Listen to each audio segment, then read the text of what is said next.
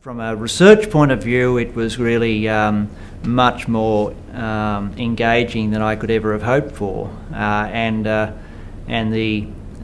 amount of energy, time and interest by the American Association in engaging with the Australian TAFE system was really quite humbling. You know, it was quite amazing, their interest. Professionally in Salt Lake City, it was fantastic, and I have excellent links still. I went back in 2010. We run what Brent describes as a sister program here in New South Wales, so I've put everything I learned and more into practice. As part of my degree, I also had an opportunity to live and work in Washington DC. I worked in a think tank called the Centre for Global Development there. As part of that, I was sent up to a little workshop in Harvard, and from a paper that I wrote out of that, it got it published in a book on Chinese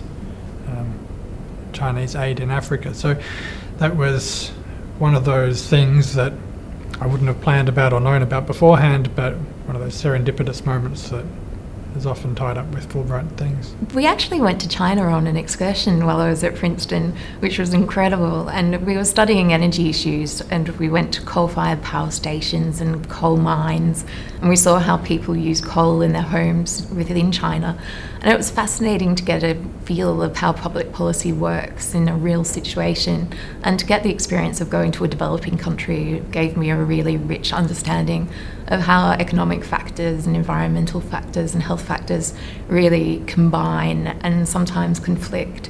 And it was a phenomenal experience to be able to go there. The value I got out of that was I was able to validate my professional skills, which I was unable to do in Australia because I'm a volunteer, and I was able to look at being placed into a senior position in the United States for one of the largest disasters ever to hit the United States, which was Hurricane Ike, which wiped out Galveston. Challenging. And for the first time, an Australian's been able to step up into that level of emergency management. Well, the work went pretty well, even though it was quite a hard slog at the end of it. We did actually have a breakthrough and made quite a significant discovery, which then opened up the field for other researchers.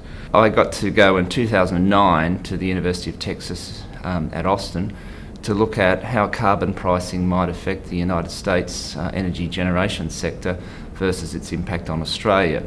A very topical issue, and in terms of relevance to my job, obviously with the carbon tax coming in Australia, it was very interesting to do as like a comparative public policy study and look at to a much larger economy, but still one that was very much based on fossil fuels and how it would be impacted, obviously the world's largest economy in the case of the United States, and look at how US was going to be dealing with that challenge. So to have 3 or 4 months to look at, to talk to people in industry, academia, government bodies about something highly relevant to my industry and bring that experience and observations back to Australia has been highly beneficial to my career.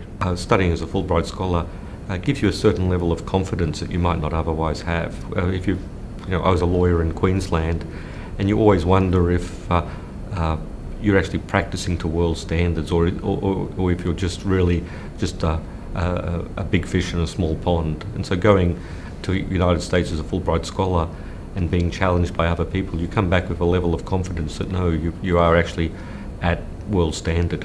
And that gives you a confidence so that when you're going in to advise clients, have meetings with people, look at difficult legal issues, the answer you're giving is about as good as you can get anywhere in the world. And so that's something which is really important for a lawyer, to have the right level of confidence. I think too that I would say that the privilege associated with Fulbright was particularly striking, and someone said to me that it would change my life, and I think it's probably fair to say that it did, because when I went to NYU I had anticipated only being away for a year, and I thought this would be a marvellous experience, but perhaps it would be time limited.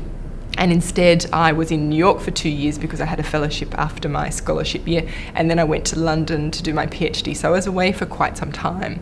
And I met my PhD supervisor in the LLM program at NYU. So that really set me on the path of both specialising in criminal law and continuing further education overseas, which is really has served me enormously well. The strongest memories are the colleagues and the people that I met.